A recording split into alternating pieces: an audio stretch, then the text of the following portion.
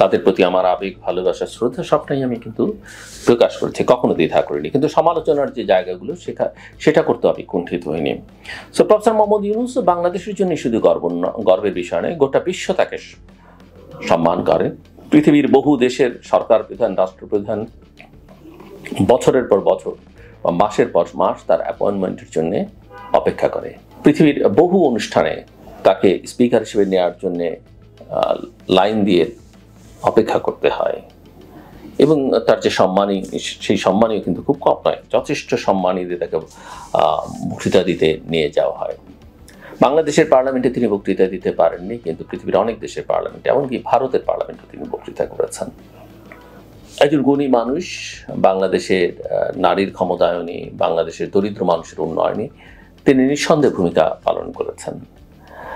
পৃথিবীতে যে কজন মানুষ দ্বিতীয়বার নোবেল প্রাইজ পেতে পারেন বলে ধারণা করা হচ্ছিল, তিনি তার মধ্যে একজন, এবং তাকে সবচেয়ে ভাইব্রেন্ট নোবেল লরিয়েট বলা হয় সাম্প্রতিক সময়ের। কিন্তু তিনি যখন সরকারের দায়িত্ব নিয়েছেন, তিনি কিন্তু শেখ হাসিনা সরকারের থেকে তার প্রতিপক্ষ ভেবে এক রকমের সমালোচনা করেছেন, তাকে যথেষ্ট কষ্ট দিয়েছেন, তার বিরুদ্ধে মামলা করেছেন, তাকে তার পদ থেকে সরিয়ে দিয়েছেন, তাকে 8 তলায় সিঁড়ি বেয়ে উঠতে বাধ্য করেছেন।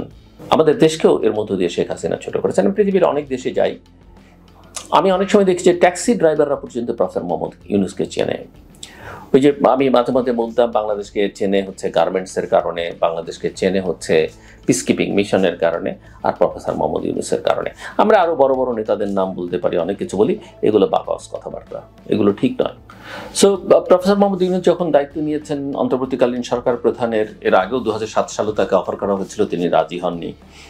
এবার যখন তিনি দায়িত্ব নিয়েছেন, আমরা সবাই কিন্তু অত্যন্ত খুশি হয়েছি এবং গোটা বিশ্ব কিন্তু এক আন্দোলনের কারণে যেমন তাকিয়েছিল বাংলাদেশের দিকে, এরপরে নজর দিল যখন প্রফেসর মোহাম্মদ ইউনূস দায়িত্ব গ্রহণ করলেন সরকার প্রধান হিসেবে। প্যারিস অলিম্পিক থেকে এসে তিনি এই দায়িত্ব নিলেন ছাত্র দাবিতে। আমি তখন অনেকগুলো কথা বলেছিলাম এবং আমি সেই কথা থেকে এখনো সরে যাইনি। আমি বিশ্বাস করতাম যে প্রফেসর মোহাম্মদ ইউনূস বাংলাদেশের অর্থনীতিতে একটা ব্যাপক পরিবর্তন নিয়ে আসতে পারবেন। যে কোনো কারণেই হোক, সরকারের ভেতর থেকে সরকার সম্পর্কে এমন একটা পারসেপশন তৈরি করা হলো যে এই সরকার দীর্ঘ সময় ক্ষমতায় থাকবে, এই সরকারের আদর্শিক একটা লক্ষ্য আছে। তাতে করে আমার মনে হলো যে প্রফেসর মোহাম্মদ ইউনূস যেটা পারতেন, সবার যে আগ্রহ ছিল, সেই আগ্রহের জায়গায় একটা বড় ঘাটতি তৈরি হলো।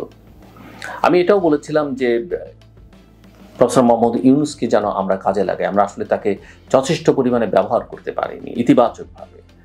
আমি আপনাদের আবার পুরনো রেকর্ড খুঁজতে দেখবেন যে আমি বলেছিলাম যে ভবিষ্যতে যারা ক্ষমতায় আসবে নির্বাচিত হয়ে, তারা যেন প্রফেসর মোহাম্মদ ইউনূসকে কাজে লাগান, অনেকভাবে কাজে লাগাতে পারেন।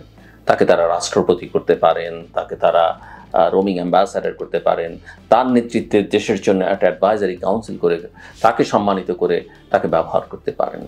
আমি সে কথা এখনও মনে করি, এখনও সরে যায়নি। সরকারের উপরে সকল রাজনৈতিক দল, নাগরিকদের ক্ষোভ আছে, অসন্তোষ আছে। মানুষ এখনও যেটুকু এই সরকারের উপরে ভরসা রাখছে, সেটা কিন্তু প্রফেসর মোহাম্মদ ইউনূসের কারণেই।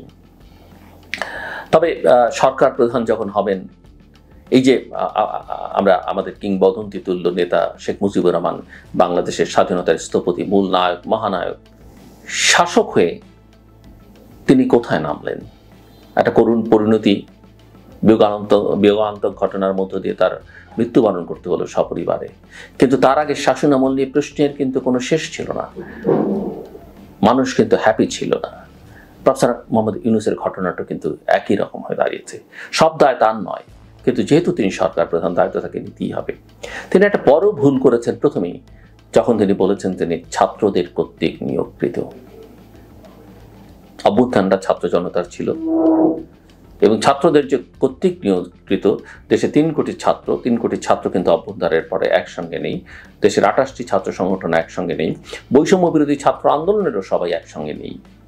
তারপরে তিনি কিন্তু এটা বলে ফেলেছেন এবং বলে পরবর্তীতে লক্ষ্য করা গেল যে তিনি একটা কেইজের মধ্যে ঢুকে আছেন, বন্দী অবস্থায়, জিম্মি অবস্থায় আছেন কিনা নাই সেটা তিনি ভালো বলতে পারবেন। এবং ছাত্ররা দল করবে, তার প্রতি তার আশীর্বাদের কথাও ফাইন্যান্সিয়াল টাইমসের সঙ্গে ইন্টারভিউতে বোঝা গেল। এবং তিনি থাকুন আর না থাকুন, ছাত্রদের এই দল করা, তার নিয়োগকর্তারা যখন দল করছে, তাতে তার সরকার আর নিরপেক্ষ থাকে কিনা সেটা একটা বড় প্রশ্ন। দ্বিতীয় কথা, তিনি বলেছেন যে তিনি অভিজ্ঞ নন। প্রফেসর মোহাম্মদ ইউনূসের একটা ভালো দিক, অত্যন্ত ভালো দিক, যে তিনি সহজ সরল, শিশুর মতো সরল। আমি নিজে তার সঙ্গে একাধিকবার কথা বলেছি, আমি তার অনেক সাক্ষাৎকার দেখেছি, অত্যন্ত শিশুর মতো সরল, ভালো মানুষ। আমাদের মুক্তিযুদ্ধের সময় কিন্তু প্রফেসর মোহাম্মদ ইউনূসের অবদান আছে, এটা অনেকে আমরা বলতে চাই না, বলি না, জানি না, বিদেশে যখন তিনি ছাত্রাবস্থায় ছিলেন মুক্তিযুদ্ধের সময়। কিন্তু অনভিজ্ঞ, আপনার অনভিজ্ঞতা তো 20 মিলিয়ন লোকের ভাগ্য অনভিজ্ঞতার উপরে ছেড়ে দেওয়া যায় না। 18 কোটি, 20 কোটি, 17 কোটি, 16 কোটি, যাই বলেন না কেন, কম না তো সংখ্যায়, 8th largest country of the world. কিন্তু আপনি সেটা বলছেন এবং মিন করেন, এটা আপনার সরলতা, আমি প্রশংসা জানাই, সাধুবাদ জানাই। আমার প্রশ্ন যে আপনি এত গুণী মানুষ, বিশ্বের বরেণ্য মানুষ, আপনি কেন পারবেন না 20টা ভালো লোক, এফিশিয়েন্ট লোককে খুঁজে বের করতে? আপনার কেন জানা থাকবে না? তাদের নিয়ে আপনি কেন সরকার গঠন করলেন না? কেন কোনো এক বিশেষ উপদেষ্টার পরামর্শে ছাত্রদের কথাবার্তায় দেশ চালাবেন? এটা তো হয় না। আমি এখনো মনে করি যে ওনাকে একটু শক্ত হতে হবে, নইলে ওনার যে সম্মান, সেই সম্মান ক্ষতিগ্রস্ত হবে, উনি বিপদে পড়বেন। আন্তর্জাতিক যে মহল ওনাকে চিরকাল সম্মান করেছে, বন্ধু হিসেবে দেখেছে, তারা দেখতে চাইবে না। প্রফেসর মোহাম্মদ ইউনূসকে গোটা পৃথিবী একজন লিবারেল ডেমোক্রেট হিসেবে জানে, কিন্তু তার সরকারকে এখন আর লিবারেল কেউ মনে করে না, ডেমোক্রেট মনে করে না। তার সরকারকে একটা বিশেষ উগ্র, বিশেষ গোষ্ঠী হিসেবে বিবেচনা করে এবং মনে করা হয় যে বাংলাদেশকে তার আদর্শ থেকে ভিন্ন লক্ষ্যে নিয়ে যাওয়া হচ্ছে। এই দায়িত্ব প্রফেসর মোহাম্মদ ইউনূস কেন নিতে চাইবেন, যেখানে দেশের সকল মানুষ তাকে সমর্থন করে, গোটা পৃথিবী তাকে সমর্থন করতে চায়? তিনি কেন এই দায়িত্ব নিচ্ছেন? আমার অনুরোধ থাকবে যে এখনো সময় আছে, তিনি যদি শক্ত হয়ে দাঁড়ান, সবাই তার পাশে আছে এবং তিনি যা করতে চাইবেন তাই করতে পারবেন। কিন্তু যে পথে তিনি হাঁটছেন, যে কাজ তিনি করছেন, বুঝে হোক না বুঝে হোক বা চাপে পড়ে হোক, তিনি দেশকে বিপদে ফেলছেন, নিজে বিপদে পড়ছেন। আমি বিশ্বাস করি তার সরকারের মধ্যে 2-4 জন ভালো লোক আছেন, তিনি যদি তাদের সহযোগিতা দেন, তিনি একটা শক্ত অবস্থান নিতে পারবেন মানুষ যা চায় মানুষের প্রত্যাশা পূরণ করবার জন্য। তিনি ইতিহাসে সম্মানিত হয়ে থাকবেন একটা ভালো, অবাধ, সুষ্ঠু, গ্রহণযোগ্য, অংশগ্রহণমূলক নির্বাচন দিতে পারলে। এবং তারপরে এই দেশের জন্য, যদি তিনি দেশকে ভালোবাসেন, বিশ্বাস করি তিনি ভালোবাসেন, এই দেশের জন্য তিনি অনেক কিছু করতে পারেন। এবং আমি বিশ্বাস করি ভবিষ্যতে যারা ক্ষমতায় আসবে তারা তার সহায়তা, সমর্থন, সহযোগিতা নেবে। কিন্তু এটা যদি তিনি না করতে পারেন, তাহলে আসলে সব দিক থেকে সবার জন্য বিপদ, এমনকি তার নিজের জন্য। আমার কথা শোনবার জন্য ধন্যবাদ। আপনাদের সবার জন্য শুভকামনা।